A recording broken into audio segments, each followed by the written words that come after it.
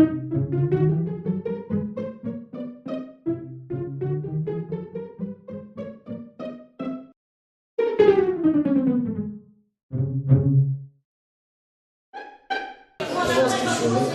день, я извиняюсь, я немножко уйду от темы свалки.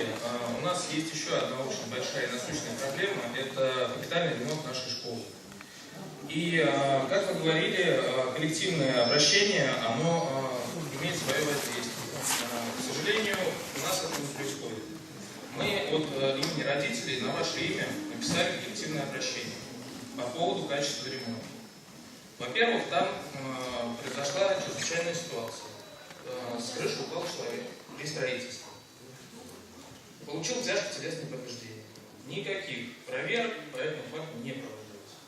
Ремонт производился работниками Средней Азии. Также никаких реакций по этому поводу не было.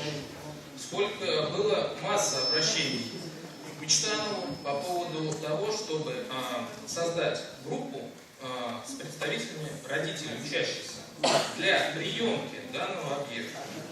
Понимаете, ситуация какая? У нас грибок идет по всей школе, а он находится как в пищеблоке из-за того, что была некачественно произведен ремонт кровли. Просто крыша течет. У нас в пищеблоке грибок. Кроме того, грибок у нас в самой школе, то есть это и учебные классы, это и спортзал и так далее и тому подобное. Сколько раз мы не обращали внимания на данные моменты, но, к сожалению, наши обращения не возымели никаких действий. То есть нам отвечают, что да, действительно, мы устранили, да, действительно, был выезд. Ни на один выезд родители не были приглашены. Единственный момент, приезжал человек из Министерства образования, да, действительно, меня один раз пригласили на данный выезд, и он сказал, что извините, я могу только министру образования передать ваше чаяние. Все находится в ведении района, так как заказчиком является район, контролировать обязан район, мы ничего сделать не можем. И получается сейчас какая ситуация? У нас за 50 лет единственный раз был проведен ремонт школы. У нас потолки сыпятся, везде грибок, покрытие асфальта выложено таким образом, что весь скат сделан по центральному входу школы. Сейчас там налить, весной там будет просто, я не знаю, бассейн. Кроме того, когда укладывали асфальт, почему-то нельзя было произвести там демонтаж дерева, да, стоит дерево. Его просто обошли, притом на это обращали внимание, в том числе Мечтанов. Он сказал, ну, ребят, это ваша проблема, делайте, что хотите. Вот. Второй вопрос. Есть доступ на чердачное помещение. То есть это пожарная безопасность. В настоящий момент они просто наглухо закрыты. Не дай бог случится какое-то чрезвычайное происшествие, ситуация, доступа на кровлю нет. Просто это уже прямое нарушение пожарных норм правил. Третий момент. Монтаж кровельного материала производился по старым лакам.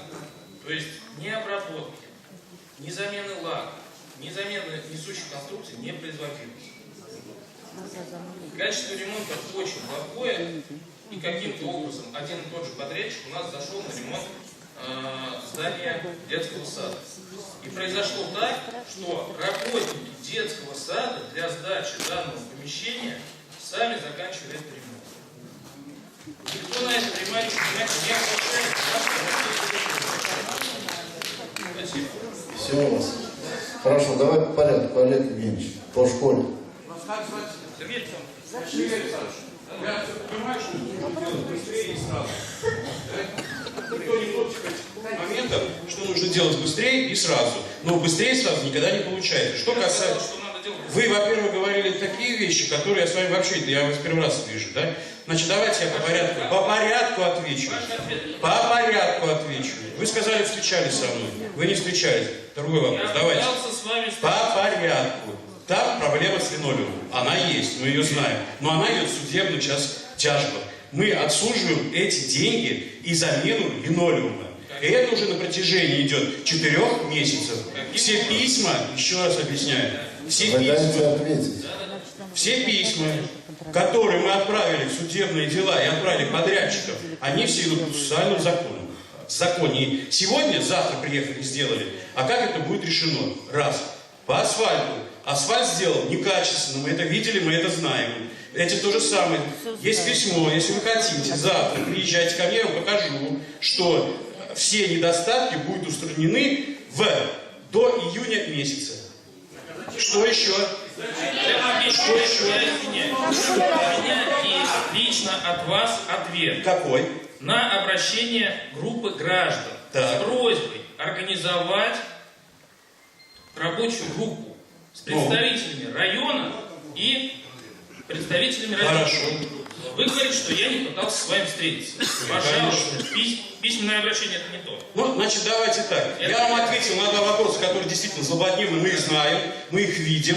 Все это вопросов даже нет поэтому. Что касается плесени. Так. Хорошо, давайте встретимся с вами, конкретно вот с вами встретимся, с директором школы. Она покажет, где идет плесень. Я покажу, она не надо. Все, хорошо, давайте, договорились? Второй вопрос. Второй вопрос. Второй вопрос. Если вы знаете о всех этих проблемах, не понаслышке, каким образом был подписан акт приема передач данных работ? Скажите, пожалуйста, перечислены деньги. Значит, я еще раз повторяю вам.